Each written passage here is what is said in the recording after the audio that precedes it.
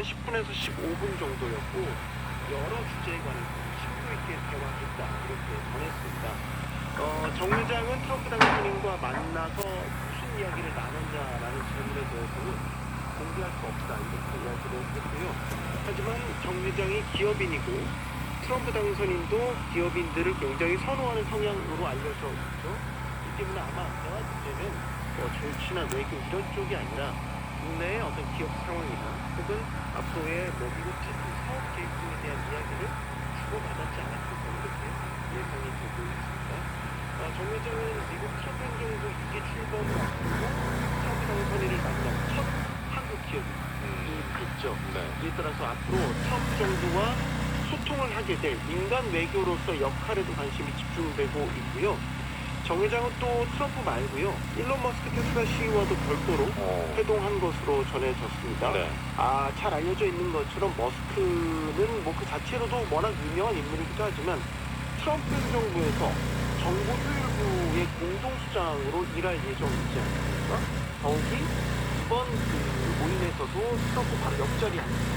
그래서 실제로 그만큼 이상한 인물이기 때문에 이 정 회장과의 만남에도 트럼프 재미있게 집중되고 그런데 정 회장이 어떻게 트럼프 당선인을 만나게 됐는가요?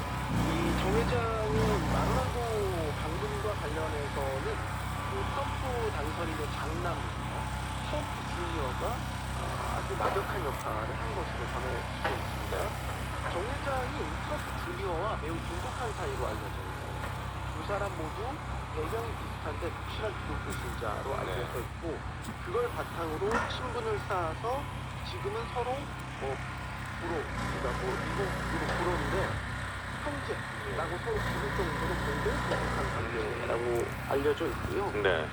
트럼프 주니어가 또 특히 주목을 받는 것은 이번 선거 과정에서 트럼프가 당선되는 게 합격한 기세로 알려져 있고 트럼프 차기 행정부에서 어떤 공식 직책은 맡지는 않을 것으로 알려져 있지만 각종 인선에 깊숙이 관여하는 핵심 실세로 알려져 있습니다. 대표적으로 JD 벤스 상원 의원을 부통령 후보로 추천한 사람이 바로 트럼프 주니어다라는 게 미국 정계의 정설입니다. 정 회장은 트럼프 당선이나 그 측근이 한국 상황에 관심을 표했는지 질문에 대해서 한국 상황에 대해서 관심을 표했고 여기에 대해서 대한민국 저력 있는 나라니까 믿고 기다려달라라고 얘기를 한 것으로 전해지고 있습니다. 정 회장은 민간 외교 토론로서의 역할에 대해서는 선을 긋는 것처럼 이야기를 하기는 했어요.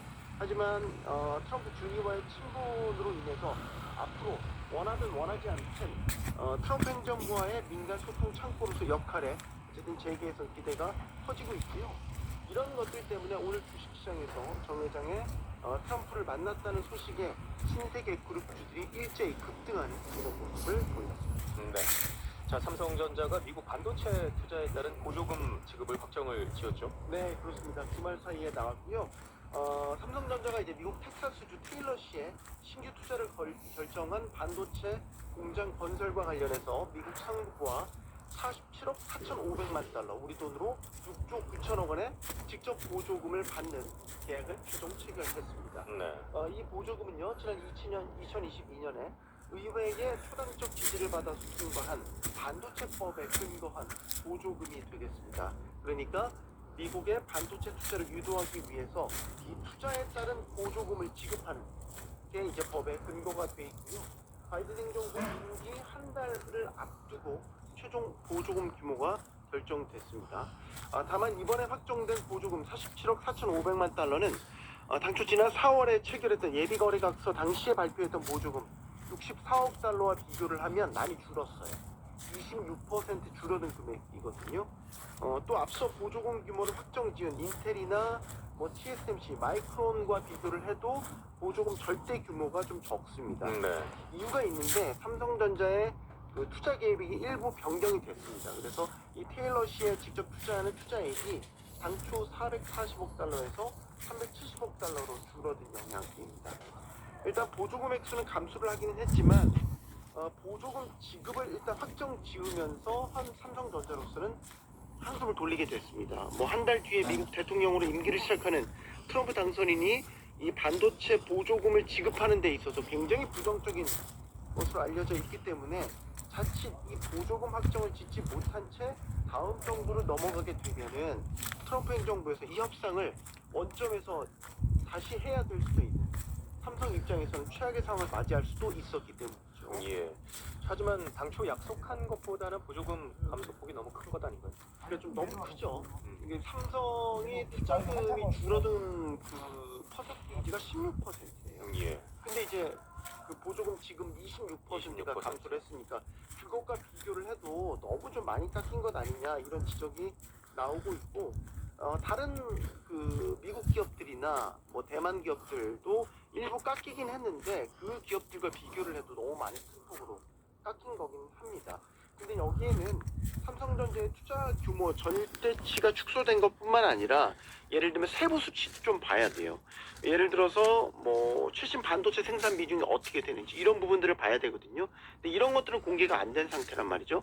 예를 들어서 법에는 이런 것도 있습니다. 2030년까지 최첨단 칩의 5분의 1가량을 미국에서 생산하도록 한다. 이런 목표가 명시돼 있어요. 이런 것들을 얼마나 충족시키는지 여부에 따라서도 투자금의 그 규모가 결정이 될 수 있거든요. 예. 현재는 미국 내에 최신 칩과 관련돼서는 생산 비중이 거의 없는 그런 상황입니다. 변수가 하나 더 있습니다. 이번 결정에 따른 보조금 대부분의 실제 지급은 물론 확정은 됐어요. 총액 확정은 되지만 실제 지급은 차기 트럼프 행정부 임기 동안에 집행이 됩니다. 예. 네. 그러니까 투자 집행의 진척 정도에 맞춰서 보조금 지급이 이루어지거든요. 이렇게 되면 트럼프 당선인이 앞서 말씀드린 대로 보조금 지급에 매우 부정적인 입장을 피력해온 터라 집권하고 나서 집행하는 과정에서 또 어떤 딴지를 걸지 알 수 없는 대목인 거죠. 네. 자, 청년층의 연평균 소득이 3천만 원에도 미치지 못하는 것으로 나타났다고요? 네, 통계청이 오늘 발표한 2023년 생애단계별 행정통계 결과에서 나온 겁니다. 지난해 근로 및 사업 소득이 있는 청년층 15세에서 39세까지인데요. 이들의 연평균 소득 2,950만 원으로 집계됐습니다. 40에서 64세까지의 중장년층의 연평균 소득은 4,259만 원입니다. 청년층보다 1.5배가량 많았습니다. 노년층은요 1,846만 원의 소득을 올린 것으로 집계됐습니다. 이건 또 최저임금에도 미치지 못한 수준이죠.